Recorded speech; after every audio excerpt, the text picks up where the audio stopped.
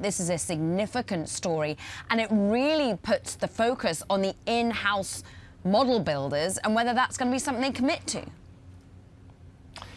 Absolutely right. This is a blockbuster idea for Apple, and I say it's an idea because they haven't made any final decisions here.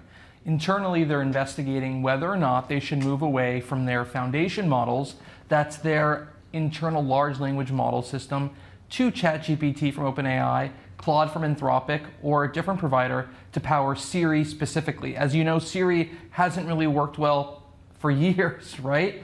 And even with Apple Intelligence and a move to generative AI, it hasn't improved. And it's been over a year since they announced these AI features. And so they're taking a hard look if they should be using someone else's backend.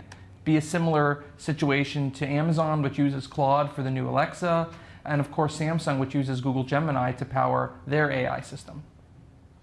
Mark, Apple's up 1.7% today. It closed up 2% yesterday. There's a lot of evidence that the market is paying attention to this reporting.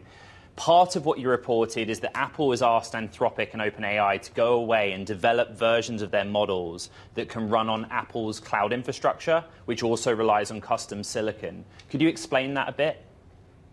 So right now, Apple has two types of AI, just to simplify it. They have on-device AI, and that means the large language models run on the iPhone, the iPad, the Mac themselves. That's for lower tier tasks like summarizing an email. Then they have cloud-based AI. They call that private cloud compute. This is for summarizing very long articles. This is for writing blocks of text.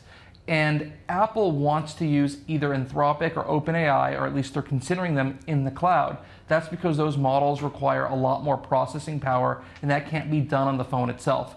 It's also more private. Instead of having models from a third party running deep into the iPhone infrastructure, they'll be running in the cloud to keep things more sectioned off from user data. And so that's the way they're looking about this. The idea here is that they're training these models right now, Anthropic and OpenAI. Apple's going to evaluate to see who's the best. And they may well decide they're going to keep going with Apple Foundation models. Concurrently, they're developing a version of Siri for next spring that uses Apple Foundation models, but that it's a competing project to this OpenAI and Anthropic idea. So we'll see what they end up doing, but the fact that they're heavily considering and evaluating this tells you everything you need to know.